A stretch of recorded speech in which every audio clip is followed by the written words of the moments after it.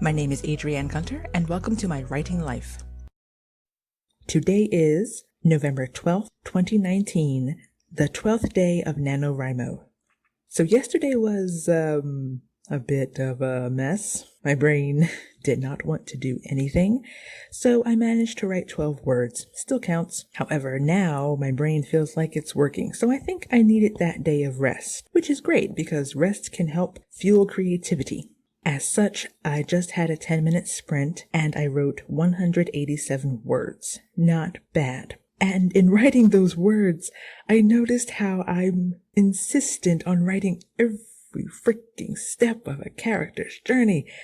I'm so confused by this because why am I spending so much time getting every single word on the page when I'm going to delete them anyway? Or maybe, and I just had this thought, maybe the words need to come out in order for me to make sense of where the story is going.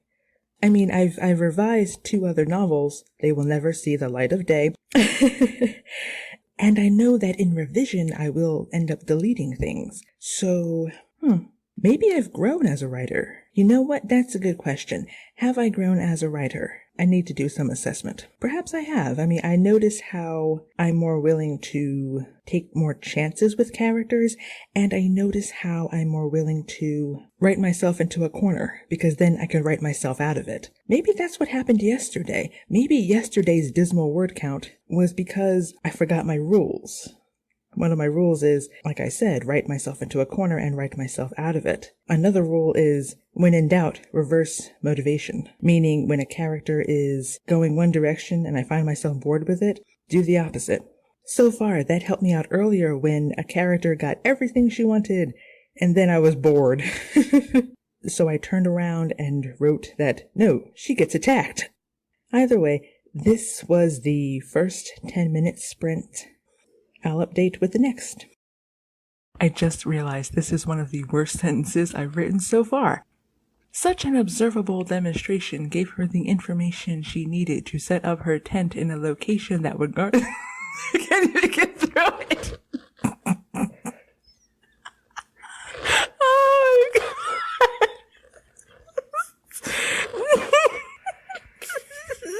I mean, what is that? That would guard the fire from the worst of the wind.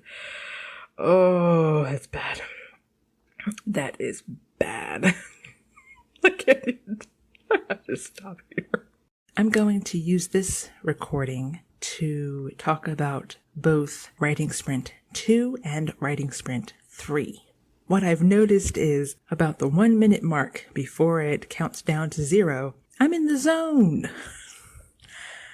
I feel my brain opening up, and I feel myself getting into it, and then the timer goes off, and I have to stop, because if I don't, my MS symptoms will flare up, and I'll have another shaking episode. So how to balance that?